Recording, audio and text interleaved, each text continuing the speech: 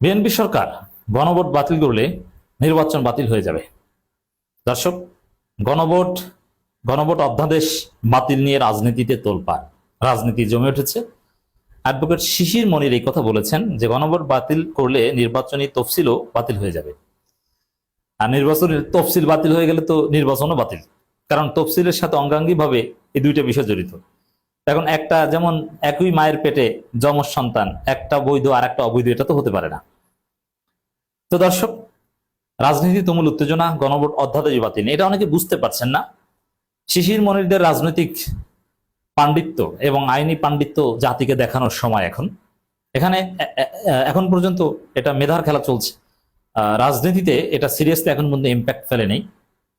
দর্শক, এটা অনেকে বুঝতে পারছেন না যে গণভোট অধ্যাদেশ বাতিল এটা কি, অনেক বা বিএনপি যুক্তিটা কি দিচ্ছে। অনেকে মনে করছেন যে গণভোট বাতিল হয়ে গেছে, এর মানে আমরা যে গণভোটে হাত দিয়েছি ওটা শেষ, বাতিল না, এটা বাতিল না। আর বিএনপি এখন পর্যন্ত বলছে না যে আমরা গণভোটের ফলাফল বাতিল করব, তারা বলছে যে আমরা জুলাই সনদ মানবো, গণভোট মানি, গণভোটের ফলাফলও মানবো। বিএনপির কথা বলার কোনো সাহস নাই যে আমরা গণভোটের ফলাফল মানি না বা গণভোটের ফলাফল বাতিল করছি। বিএনপি কোশ্চিনকালেও এই যে 12 ফেব্রুয়ারি যে গণভোট অনুষ্ঠিত হয়েছে এর ফলাফল বাতিল করবে না, করতে যাবে না, বা এটা বাতিল করার কথা বলবে না। কিন্তু তাহলে আপনারা যেটা শুনছেন, অধিকাংশ মানুষ বিশ্বাস করছে যে বিএনপি গণভোটের ফলাফল, গণভোট সব বাতিল করতে চায়। না, বিষয়টা কিন্তু এরকম না। তবে এই যে বিএনপি যে ছল চাতুরি 2 নম্বরের ফলে জনগণ মনে করছে বিএনপি গণভোটের বিরুদ্ধে গণভোট বাতিল করছে। এতে বিএনপির বিরাট ক্ষতি হয়ে গেছে। বিএনপিকে মানুষ ধান্দাবাজ এবং বাটপার মনে করছে, প্রতারক মনে করছে। হ্যাঁ, তবে বিএনপির চিন্তা সেটাই, গণভোট বাতিল করার কথা বলে না, বা বলবে না, বা করবেও না। বিএনপি যেটা করবে, এই যে গণভোট অধ্যাদেশ এটা সংসদে উঠাবে না। এটা যেহেতু গণভোট হয়ে গেছে, আমি ডিটেলস আসছি, অতএব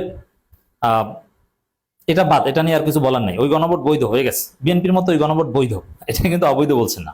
সংবিধানে না থাকলেই যে অবৈধ তা না, এটা বিএনপির ব্যাখ্যা। কিন্তু বিএনপি চায় যে ওটা হয়ে গেছে, হয়ে গেছে, শেষ। আর সংবিধানে যেহেতু নাই, পরবর্তীতে সংবিধান থাকলেও এই গণভোট যখন অনুষ্ঠিত হয়েছে তখন তো সংবিধানে ছিল না। সামনে সংবিধানের যে সংশোধন বা সংস্কার হবে সেখানে গণভোটের বিধান ফিরে আসবে, ইটস রাইট, এটা বিএনপি আনবে। কিন্তু যখন গণভোট অনুষ্ঠিত হয়েছে তখন তো এটা ছিল না, সংবিধানে ছিল না, বা এখনো নাই, সামনে আসবে। অতএব এ কারণে ভবিষ্যতে কেউ আদালত চ্যালেঞ্জ করলে বা আদালতে ব্যবহার করে যে কেউ এই গণভোটকে অবৈধ ঘোষণা করতে পারবে। এবং বিএনপির এই জন্যই যে এই যে রিট করিয়েছে আদালতে, এই গণভোট এটা কেন অবৈধ হবে না, গণভোটের প্রশ্নমালা, নানান কিছু কিন্তু আদালতে ঝুলিয়ে রেখেছে। অতএব সংসদে এটা রেটিফাই না করলে যেটা হবে, যে আদালতকে ব্যবহার করে অন্য কেউ বা বিএনপি পর্দার অন্তরালে আদালতের মাধ্যমে এই গণভোট বা গণভোটের ফলাফল বাতিল করাতে পারে। বিএনপির দুর্বিসন্ধি হচ্ছে এটা।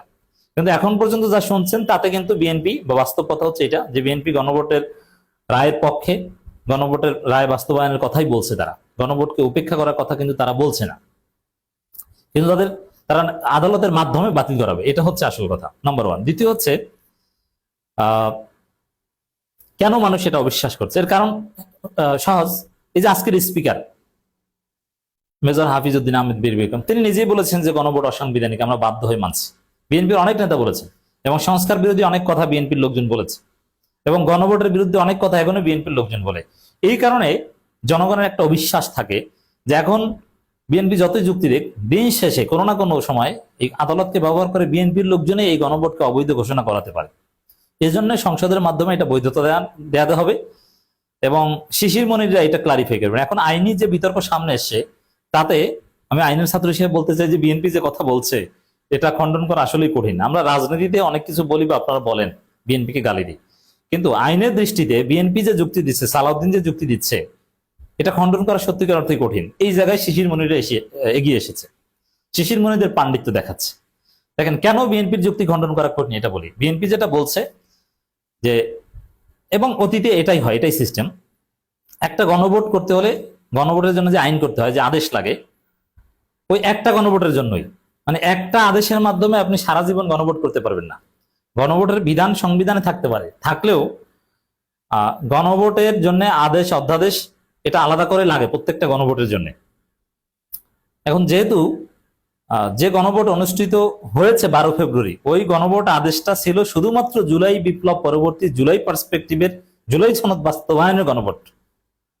অতএব ওই গণভোট তো অনুষ্ঠিত হয়েছে, এখন ওই আদেশ দিয়ে তো আর ভবিষ্যতে কোনো গণভোট হতে পারবে না, কারণ ওই আদেশটা ছিল শুধু 12 ফেব্রুয়ারির জন্য, অথবা ওই যেটা হয়েছে ওইটার জন্য।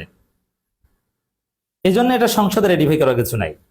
এটা হচ্ছে বিএনপির যুক্তি। কথা তো ঠিক, যেটা হয়ে গেছে এটা তো নতুন ভাবে আর রেটিফাই করার কিছু, ওটা তো হয়ে গেছে, আর এটা নিয়ে তোর বিতর্ক নাই। বিএনপি বলছে আসলেই মহাযুক্তি, কিন্তু না, ওই যে বিএনপি সংস্কার বিরোধী কথা বলছে, স্পিকার সহ বিএনপির অনেক নেতা বলছে যে গণভোট অবৈধ।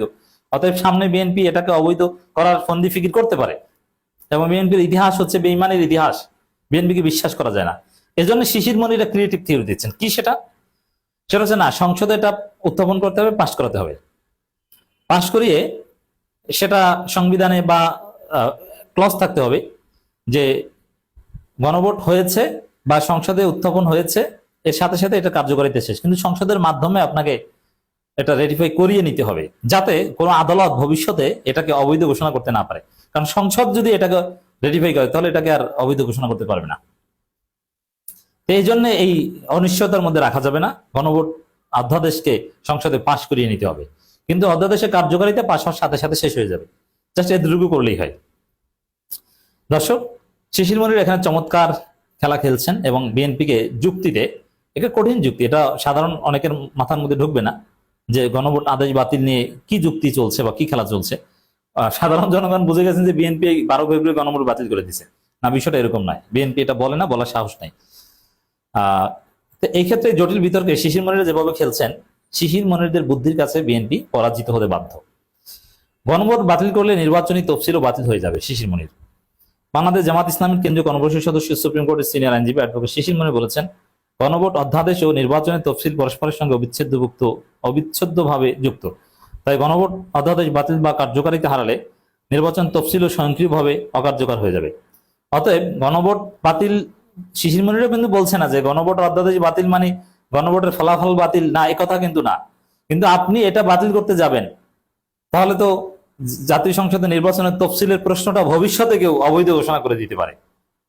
অতএব আপনি ঝুঁকিতে পড়ে গেছেন।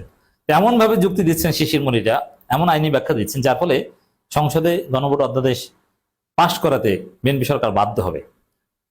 শিশির মনির বলেন, গণভোট অধ্যাদেশ জুলাই সনদ বাস্তবায়ন আদেশের 6 নম্বর ধারা এবং নির্বাচন কমিশন ঘোষিত তফসিল সবগুলোই ওতপ্রোতভাবে জড়িত।